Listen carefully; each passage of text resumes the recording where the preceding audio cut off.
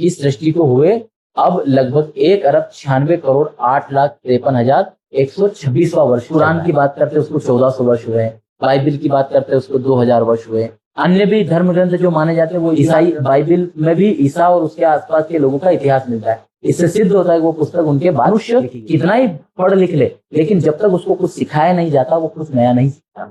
उसको जब तक कहीं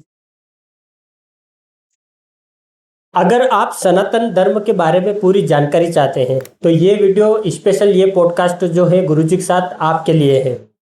पिछले एपिसोड में हमने बात की थी कि धर्म क्या है, और इस एपिसोड में हम जानेंगे वेदों के बारे में।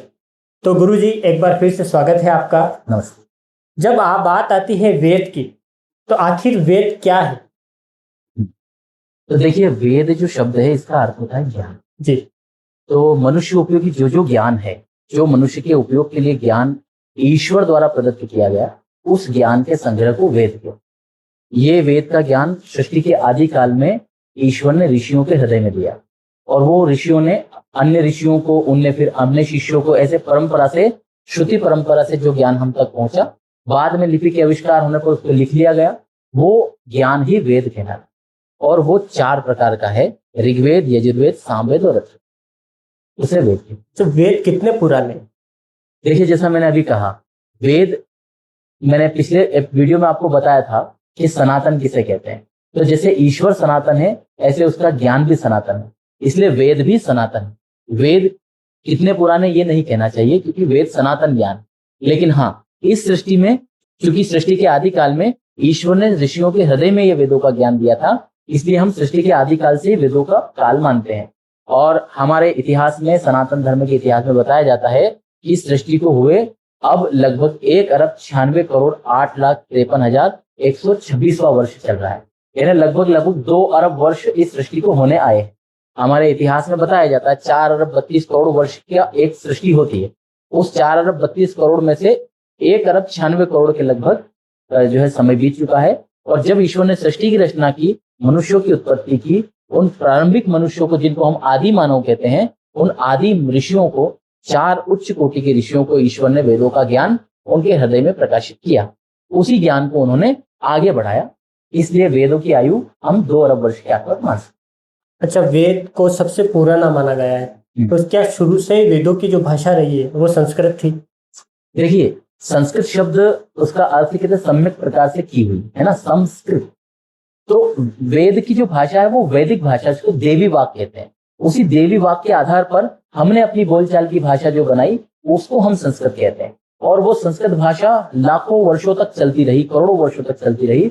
और अभी कुछ वर्षों पूर्व, यानी 5000 वर्ष के बाद, हम देखते हैं इधर धीरे धीरे उस संस्कृत का ह्रास होना शुरू हुआ। उसी संस्कृत से अनेक प्रकार की भाषाओं की उत्पत्ति हुई। संस्कृत सभी भाषाओं की जननी कही जाती है, इसीलिए कही जाती है क्योंकि उसी से सारे शब्द टूट करके बने हैं। हम जो अब हमारी भाषा बोलते हैं, हिंदी जिसको कहते हैं, ये हिंदी भी संस्कृत की ही सबसे बड़ी बेटी मानी जाती है। संस्कृत का हस्त शब्द ही हिंदी का हाथ बन गया, संस्कृत का दंत शब्द ही हिंदी का दांत बन गया। इस प्रकार सब प्रकार की भाषाएं, हिंदी और भारत की सभी भाषाएं और बोलियां, इसके अतिरिक्त दूसरे देशों में भी संस्कृत का प्रभाव जो था वो भाषाएं उसी से बनी। जैसा आप अंग्रेजी भाषा को देखिए, अंग्रेजी भाषा में जिसको हम थ्री कहते हैं, वो हमारे संस्कृत के थ्री से बना हुआ दिखता है। जिसे हम जो है दो बोलते थे, उसे वो टू बोलते हैं। इस प्रकार आप जितने शब्दों को देखेंगे संस्कृत के, तो सारे हमारे वेदों से गए हुए मिलते हैं। इसके अतिरिक्त अरबी भाषा में भी हम देखें, जैसा हमारे यहाँ भ्रातृ कहा जाता था, वही जाकर अरबी भाषा का बिरादर हो गया, और वही आगे जाकर ब्रदर हो गया। हमारे यहाँ मातृ शब्द कहा जाता था, वही अरबी में जाकर के मादर हो गया, और वही आगे जाके मदर बन गया। स्वसा से इसी प्रकार सिस्टर शब्द बना है। इस प्रकार हम देखें, दुनिया की सारी भाषाएं संस्कृत से बनी है, मूल सबकी संस्कृत है। इसलिए मैं पिछले वीडियो में मैंने आपको ये बताया था कि हम सब भारतीयों को, सनातनियों को संस्कृत अवश्य पढ़नी चाहिए, क्योंकि संस्कृत हमारी ईश्वरी भाषा है, वैदिक भाषा है, देव भाषा है, इसलिए इसको देववाणी भी कहते हैं। अच्छा, मूल रूप से अपने 4 वेद हैं, यजुर्वेद, सामवेद, अथर्ववेद और ऋग्वेद। तो चारों वेदों का जो आधार है वो किस प्रकार से वर्गीकरण किया गया है? हाँ, देखिए, वेद तो एक ही कहना चाहिए, और वेदों के 4 भाग बनाए उनके विषयों के कारण, क्योंकि मानव जीवन के लिए 4 महत्वपूर्ण विषय हैं, जिन्हें हम कहते हैं ज्ञान, कर्म, उपासना और विज्ञान। तो ईश्वर ने दया करके चारों विषयों को प्रमुख प्रमुख वेदों में विशेष रूप से दिया है। हालांकि सभी वेदों में थोड़े थोड़े सभी विषय मिलते हैं, किंतु मुख्य रूप से ज्ञान का जो है, विज्ञान का जो विषय है वो ऋग्वेद में, कर्म का विषय यजुर्वेद में, और भक्ति या उपासना का विषय सामवेद में, और ज्ञान का विषय अथर्ववेद में रखा है। इसको कुछ विद्वान ऐसा भी कहते हैं कि ज्ञान ऋग्वेद में है और विज्ञान अथर्ववेद में। मैं महर्षि दयानंद के शब्दों में कह रहा हूं, उन्होंने विज्ञान शब्द को ऋग्वेद में रखा है। तो इस प्रकार से प्रमुख प्रमुख जो जीवन उपयोगी ज्ञान है उसको वर्गीकृत ईश्वर ने ही किया और 4 ऋषियों को दिया। उन 4 ऋषियों ने अपने अन्य शिष्यों को वो ज्ञान आगे बढ़ाया। अच्छा, ऋग्वेद के बारे में थोड़ा सा आप डिटेल में जानकारी दे सकते हैं? देखिए, ऋग्वेद जो है ऋचाओं से जो बना है, जिसमें ऋचाएं हैं उनको ऋग्वेद कहते हैं। और इसमें मुख्य रूप से तृण से लेकर परमेश्वर पर्यंत ज्ञान दिया है। मनुष्य को क्या क्या जानना योग्य है वो सारा विज्ञान इसमें उन्होंने भरा हुआ है। और इसके अतिरिक्त इसमें अन्य भी विषय हैं, मनुष्य उपयोगी जितने भी आवश्यकताएं हैं, मनुष्य उपयोगी जितने भी आविष्कार भी जो वर्तमान में हो रहे हैं उन सबके बारे में भी, और जो आविष्कार अभी तक नहीं हो पाए उनके बारे में वेदों में मिलता है। आप जब वेद के विशेषज्ञ विद्वानों को सुनेंगे, पढ़ेंगे, तो आपको उसके बारे में विशेष जानकारी मिलेगी। और जो 3 वेद और हैं वो किन किन विषयों पे है और उनमें क्या क्या जानकारी है? जैसा मैंने पहले कहा था, यजुर्वेद में कर्म का विषय है। कर्म अर्थात उत्तम कर्म, यज्ञ कर्म, यज्ञ कैसे करें, परोपकार कैसे करें, समाज में कैसे रहें, मनुष्य के आचरण संबंधी ज्ञान यजुर्वेद में मिलता है। और सामवेद में उपासना संबंधी ज्ञान मिलता है, ईश्वर की उपासना कैसे करें, ईश्वर के प्रति इसमें नम्र भावनाएं व्यक्त की गई है, भक्ति भाव से भरा हुआ है सामवेद। और साम का अर्थ गान होता है, मतलब उसको गाया जाता है, उसको विशेष स्वरों में गाया जाता है, इसलिए इसका नाम सामवेद रखा गया है। और अथर्ववेद, क्योंकि अथर्व अंगिरस ऋषि को ये प्राप्त हुआ था, इसलिए इसको अथर्ववेद भी कहते हैं। और इसमें बहुत सी ज्ञान की बातें, समाज के लिए उपयोगी बातें रखी। अच्छा, यजुर्वेद में जैसे आपने बोला यज्ञ की बातें आती है उसमें, तो जो यज्ञ है वो और उसका जो अपना फल प्राप्त होता है, जो यज्ञ की जो परंपराएं हैं वो किस प्रकार से लोगों को करनी चाहिए या उसका फायदा क्या है? तो देखिए, यज्ञ तो एक व्यापक शब्द है जी। सारे उपकारक जो कर्म है, परोपकारी की कर्म है, उन सबको यज्ञ कहते हैं। लेकिन चूंकि संसार को जिसमें हमने जन्म लिया, तो इसमें हमें कुछ कर्तव्य करने हैं, तो हम इस संसार को भी शुद्ध रखें, इसके लिए अग्निहोत्र नामक एक यज्ञ होता है, जिसको हम देव यज्ञ भी कहते हैं, जिसमें हम आहुति देते हैं हवन कुंड के अंदर, उसे देव यज्ञ कहते हैं। ऐसे ही ईश्वर की उपासना करना भी बड़ा यज्ञ का है, जिसको महायज्ञ कहा है, ब्रह्म यज्ञ। ऐसे माता पिता की सेवा करने को भी यज्ञ कहा है, जिसको हम पितृ यज्ञ कहते हैं। इसी की प्रकार अन्य जो हमारे आश्रित गाय, कुत्ता या पशु पक्षी हैं, उनके लिए भी दाना, अनाज, चारा या रोटी या आटा वगैरह जो डालते हैं हम चीटियों, ये सारा उसके अंतर्गत आता है बलि वैश्व देवी। इसके अतिरिक्त समाज में पिछली बार बताया था 4 आश्रम होते हैं, जिसमें वानप्रस्थ और सन्यासी जो होते हैं। तो सन्यासी और उपदेशक लोगों का पालन पोषण करना गृहस्थी का दायित्व है, इसलिए वो उनको भी बुला करके अपने घर पर जो है उनका सम्मान करे, उनसे ज्ञान ग्रहण करे, शिक्षा ग्रहण करे, उनको भोजन आदि कराए। तो ये भी एक प्रकार का यज्ञ है, जिसे अतिथि यज्ञ कहते हैं। तो इस प्रकार से हमारे सनातन धर्म में कई प्रकार से यज्ञों का विधान है। इसके अतिरिक्त और भी बड़े बड़े उपकारक कर्म होते हैं, जैसे आपने सुना होगा अश्वमेध यज्ञ, जो समाज में न्याय स्थापित करने के लिए एक वैदिक राजा द्वारा अन्य जो अवैदिक लोग हैं उनके ऊपर आक्रमण करके, उनको नष्ट करके वहां धर्म की ध्वजा गाड़ने का कार्य करते थे। उस प्रकार के कार्य भी यज्ञ कहे जाते थे, इसलिए उनको अश्वमेध यज्ञ कहते। इस प्रकार वाजपेयी यज्ञ और नरमेध यज्ञ जैसे कई प्रकार के यज्ञ वेदों में विस्तृत है। अच्छा, आयुर्वेद को भी कहीं ना कहीं वेदों से निकला हुआ माना गया है। निश्चित रूप से आयुर्वेद में वेद शब्द जुड़ा है, वो आयु से संबंधित ज्ञान, जैसा मैंने पहले कहा था, वेद का अर्थ होता है ज्ञान। तो जो आयु को बढ़ाने वाला ज्ञान है उसको आयुर्वेद कहते हैं, जिसको हम चिकित्सा कहते हैं आज के युग में। तो वेद से ही आप देखेंगे, आयुर्वेद जो है ऋग्वेद का ही उपवेद है। तो 4 प्रकार के वेद हैं, उनके 4 उपवेद भी हैं। इसी प्रकार वेदों के उपवेद और उनके फिर ब्राह्मण ग्रंथ, उनके आधार पर फिर आरण्य ग्रंथ, और उन आरण्यकों के आधार पर उपनिषद ग्रंथ हमारे ऋषियों ने लिखे। 4 वेद तो ईश्वर द्वारा प्रदत्त हैं। उस ज्ञान के आधार पर ऋषियों ने ज्ञान बढ़ा करके समाज के कल्याण के लिए अन्य ग्रंथ लिखे, जिन्हें हम ब्राह्मण ग्रंथ, उपनिषद, आरण्यक और दर्शन ग्रंथ कहते हैं। उन्हीं ग्रंथों के आधार पर ही हमारी सनातन संस्कृति चलती है। तो आयुर्वेद, अर्थवेद, गंधर्व वेद, शिल्प वेद, ये भी उपवेद हैं जो वेदों से ही संबंधित है। ये जो इंजीनियरिंग है ये सारी वेदों से आई है, तो शिल्प वेद या शिल्प वेद। जी। तो इस प्रकार सारा ज्ञान, जितना भी मनुष्य उपयोगी ज्ञान, वो वेदों से आया है। अलग अलग धर्मों के जो धर्म गुरु होते हैं उनका मानना होता है कि हर अपने धर्म का एक मानना होता है कि हमारी जो चीजें पुस्तकें हैं, जैसे बाइबल हो गया, कुरान हो गई, या आपने अपन जो वेद की बात कर रहे हैं कि ये ईश्वर द्वारा ही लिखी हुई है, ईश्वर द्वारा ही पद्धत है। तो ये हम कैसे मान लें? हो सकता है किसी व्यक्ति ने इसको बनाया हो और बाद में ईश्वर का नाम दिया हो। बहुत अच्छा प्रश्न है, और ये प्रश्न हर सनातनी और हर मनुष्य के मन में उठना चाहिए जी। क्योंकि हम ये विचार नहीं उठाते, इसीलिए हम किसी भी बात को धर्म ग्रंथ मान लेते हैं। जी। तो देखिए, जो ग्रंथ, जो ज्ञान ईश्वर से आया है, वही ज्ञान ईश्वर का मानना चाहिए। जो मनुष्य द्वारा रचित है, वो ज्ञान ईश्वर का नहीं मानना चाहिए। अब प्रश्न ये होता है कि कौन सा ज्ञान ईश्वर का है, कौन सा नहीं। तो इसका समाधान ये है कि आप पहले तो काल की दृष्टि से देखिए, कौन सा ज्ञान पहले आया। जितने भी आज कुरान की बात करते हैं उसको 1400 वर्ष हुए हैं, बाइबल की बात करते हैं उसको 2000 वर्ष हुए। अन्य भी धर्म ग्रंथ जो माने जाते हैं, वो इतिहास ग्रंथ, हमारे रामायण महाभारत, उनके भी कुछ काल हैं। 5000 साल पहले गीता, और 9 लाख साल पहले रामायण, और ऐसे हमारे ऋषियों के ग्रंथ भी कुछ हजारों लाखों साल पुराने हैं। परंतु वेदों के बारे में सबकी मान्यता यह है कि सबसे प्राचीन ग्रंथ, सर्व प्राचीन ग्रंथ वेद है। और जैसा मैंने अभी पहले कहा था, सृष्टि के आदिकाल से वेद आए हैं। तो देखो, ईश्वर अगर ज्ञान देना चाहता है तो वो सृष्टि के आदिकाल में दे, सबके लिए दे, या लाखों वर्ष बीत जाने, करोड़ों वर्ष बीत जाने के बाद समाज को देगा? मैं आपसे पूछता हूँ, वो तो शुरू से प्रारंभ में देना चाहिए। तो सबसे पहला तर्क तो हमारा यही है कि ईश्वर का ज्ञान सृष्टि के आदिकाल में आना चाहिए, ताकि हर मनुष्य को उसका लाभ मिले। जैसा कुरान वाले, बाइबल वाले कहते हैं कि हमारी पुस्तक ईश्वरी है, तो उनसे यही प्रश्न हमारा पहला है कि आप जिसको कहते हो कि ये हमारा ज्ञान ईश्वर का है, तो ईश्वर ने इसको सृष्टि के आदिकाल में क्यों नहीं दिया, अभी बीच में आकर के क्यों दिया? क्योंकि आपके जो मसीहा जिनको आप मानते हैं, उन्होंने लिखा, उसको आपने ईश्वरी मान लिया। क्योंकि उस पुस्तक में, दूसरा तर्क देखिए, जो पुस्तक, जिस पुस्तक में इतिहास होगा, वो पुस्तक किसी न किसी घटना के बाद लिखी हुई मानी जाएगी। जैसे किसी ग्रंथ में किसी जैसे रामायण में हम भगवान राम का इतिहास देखते हैं, तो उनके बाद लिखी हुई। गीता में, महाभारत में कृष्ण जी का इतिहास है, तो उनके बाद लिखी जाएगी। इतिहास हमेशा बाद में लिखा जाता है। इसी प्रकार कुरान और बाइबल में देखिए, उनमें भी मोहम्मद और उनके उस काल के लोगों का इतिहास मिलता है। ईसाई बाइबल में भी ईसा और उसके आसपास के लोगों का इतिहास मिलता है। इससे सिद्ध होता है कि वो पुस्तक उनके बाद लिखी गई। जबकि वेद में कहीं भी कोई इतिहास नहीं मिलता। वेद शुद्ध ज्ञान की पुस्तक है। वेदों में किसी का इतिहास नहीं है। वेदों में स्पष्ट क्या है?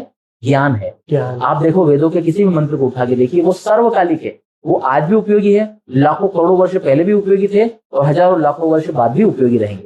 तो जो पुस्तक का ज्ञान सर्वकालिक होता है, सब काल के उपयोग में होता है, वही ईश्वरी होती है। जैसे उदाहरण के लिए आप देखिए, एक मंत्र है वेद का प्रसिद्ध मंत्र, गायत्री मंत्र जिसे हम कहते हैं।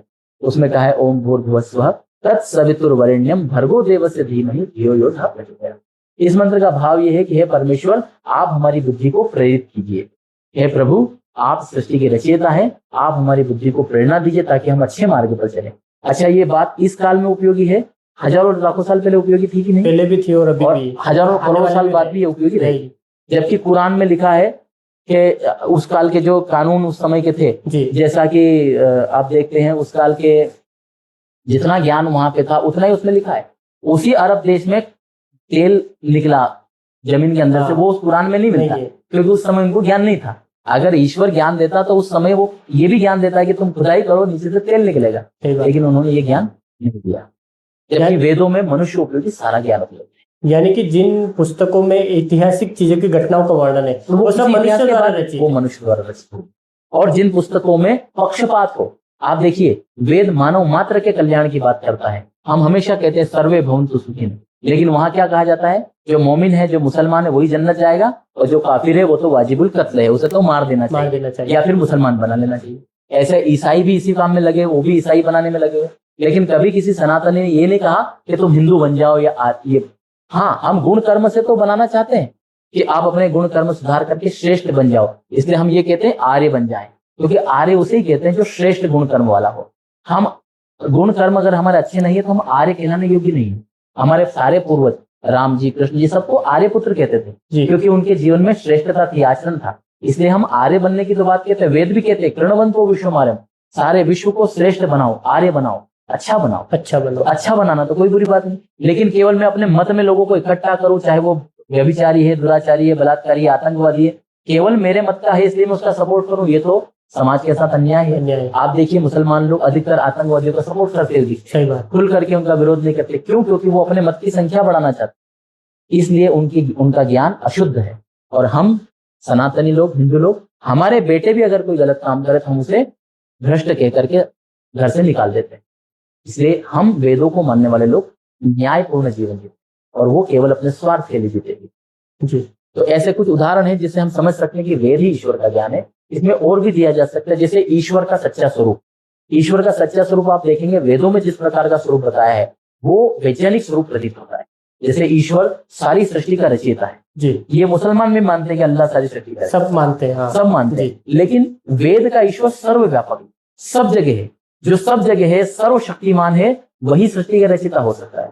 और कुरान का ईश्वर जो एक स्थान विशेष पर रहता है, जिसको कहते हैं कि वो चौथे आसमान पर, सातवें आसमान पर रहता है, ईसाइयों का चौथे आसमान पर रहता है। और वो पूर्ण समर्थ नहीं है, क्योंकि वो अपने ज्ञान को देने के लिए किसको भेजता है? फरिश्तों को भेजता है। उनकी मान्यता यह है कि जब भी कोई ज्ञान देना होता है तो वो फरिश्ते वहां से नीचे आते थे और वो ज्ञान देकर के जाते थे।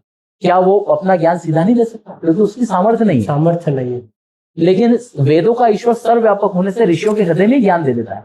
और आज भी हमारे हृदय में परमात्मा सदा ज्ञान देता रहता है। जब भी महर्षि दयानंद सरस्वती जी लिखते हैं, जब भी हम कोई बुरा काम करने के सोचते हैं तब हमारे मन में भय, शंका, लज्जा उत्पन्न होती है। ईश्वर अंदर से प्रेरणा करते हैं कि मत करो। और जब हम कोई उत्तम कार्य करने लगते हैं तो अंदर से उत्साह, आनंद, उमंग उठती है। वो ईश्वर की तरफ से प्रेरणा है कि हाँ ये अच्छा कार्य बेटा करो।